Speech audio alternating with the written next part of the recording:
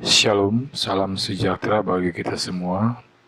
Saat ini mari bersama-sama kita belajar firman Tuhan yang terdapat di dalam Injil Yohanes pasal 20 ayat 11 sampai dengan ayat 18 sesuai dengan bahan MTPJ Sinode Gemim tanggal 16 sampai 22 April.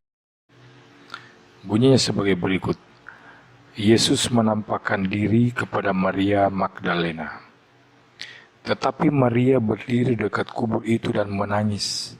Sambil menangis ia menjenguk ke dalam kubur itu, dan tampaklah olehnya dua orang malaikat berpakaian putih, yang seorang duduk di sebelah kepala dan yang lain di sebelah kaki di tempat mayat Yesus terbaring.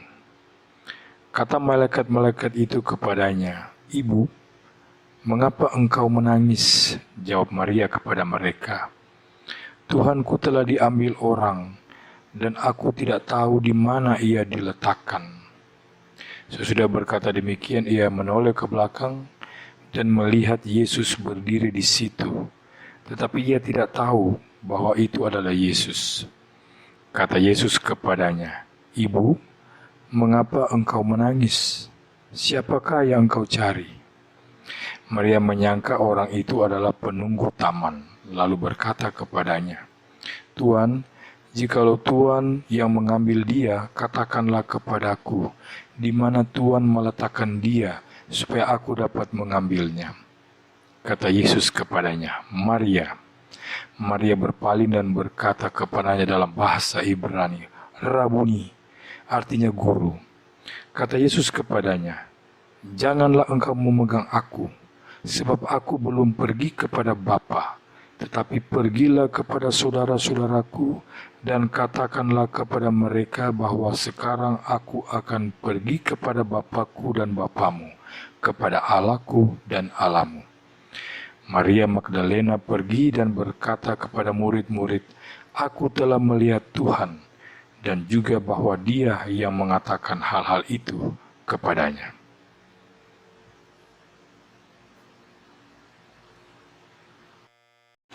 Saudara-saudara yang Kristus kasihi, seandainya dalam hubungan suami istri secara tiba-tiba sang suami meninggal, maka tidak sulit untuk membayangkan keadaan seorang istri yang secara amat tiba-tiba ditinggalkan oleh suaminya untuk selama-lamanya.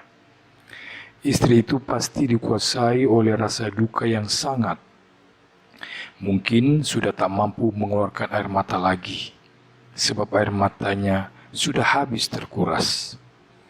Ia tidak lagi menangis dengan matanya, tetapi dengan hatinya. Dan bila saudara belum pernah mengalaminya, menangis seperti ini jauh lebih pedih. Ada rasa duka yang sangat oleh karena ada rasa cinta yang sangat. Seperti di sebuah sinetron ada adegan seorang anak yang sampai sakit berat gara-gara ayam yang amat dicintainya dirampas dari tangannya dan dipotong oleh ibu tirinya yang kejam. Di samping duka yang sangat, pasti juga ada rasa kehilangan yang sangat. Suami itulah satu-satunya tempat ia menggantungkan diri sepenuhnya untuk hari ini, tapi juga hari esok dan seluruh masa depannya. Sebab itu ketika suaminya mati begitu tiba-tiba, ia tidak cuma kehilangan seorang suami, tetapi kehilangan semuanya, seluruh hidupnya sendiri, semuanya gelap semata. Dengan matanya ia melihat bahwa semuanya kecuali suaminya masih ada seperti biasa, tetapi bagi hatinya semua itu bagaikan tidak ada maknanya. Kita masih dapat menambah lebih panjang lagi, tetapi itu tidak perlu.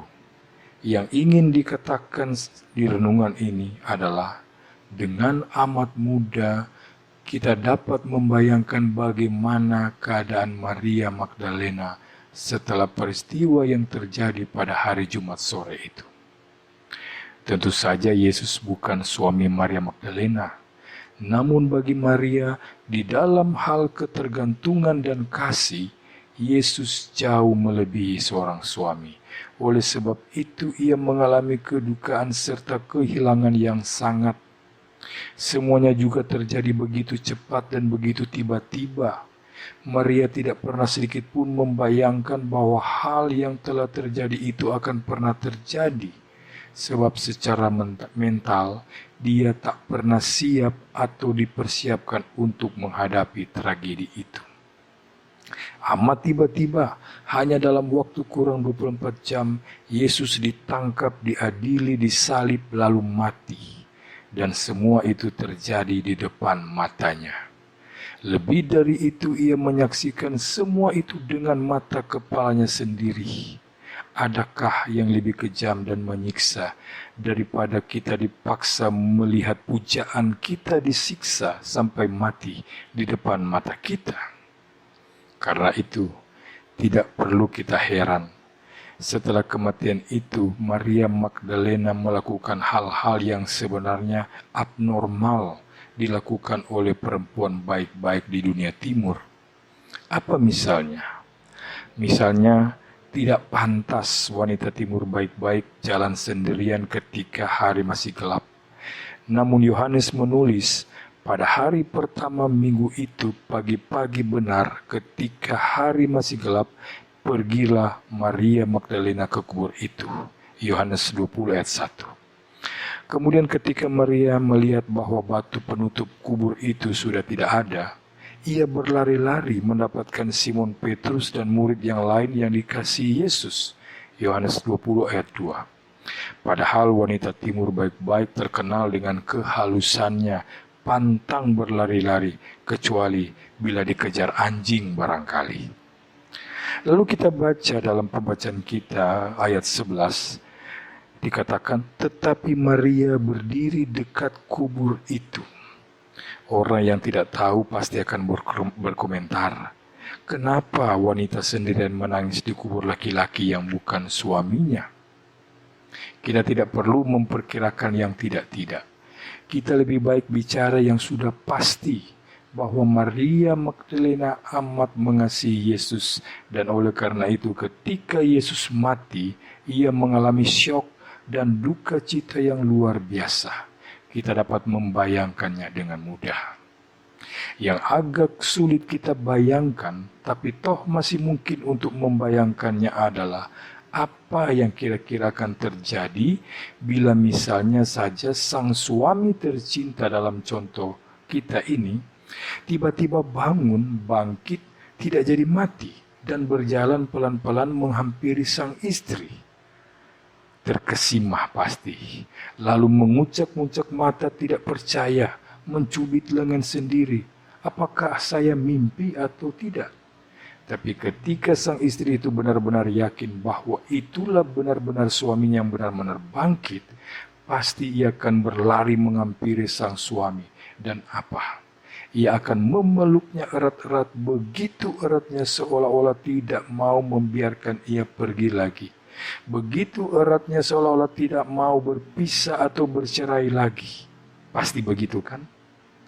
Dan itu pula yang dilakukan oleh Maria Magdalena terhadap Yesus yang bangkit. Ia mula-mula tidak percaya, atau lebih tepat tidak menyangka. Yesus disangka penunggu taman. Namun ketika Yesus berkata kepadanya Maria, ia tahu betul bahwa orang ini benar-benar Yesus, gurunya, Tuhannya, pujaannya. Tidak banyak orang yang memanggil dia dengan sebutan itu. Atau kalaupun ada yang lain, Maria mengenal betul suara itu, tidak mungkin tidak. Suara itu suara Yesus. Sebab itu amat wajar bila Maria dengan spontan ingin memeluk Yesus erat-erat. Yang saya bayangkan, Maria tersungkur menyembah, lalu mau memeluk kedua kaki Yesus erat-erat. Tetapi apa kata Yesus?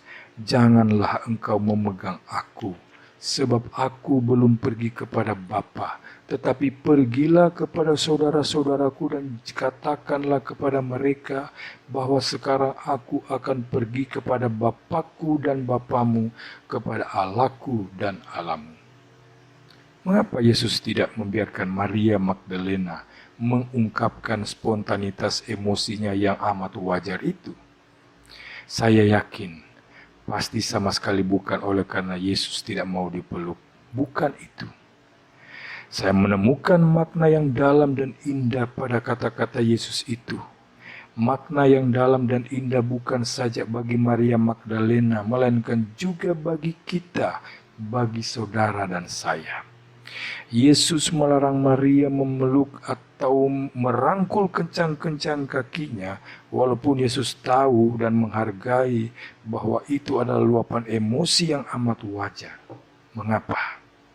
Coba saudara bayangkan, orang yang kakinya dipeluk dan dirangkul kencang-kencang oleh orang lain, apa yang terjadi?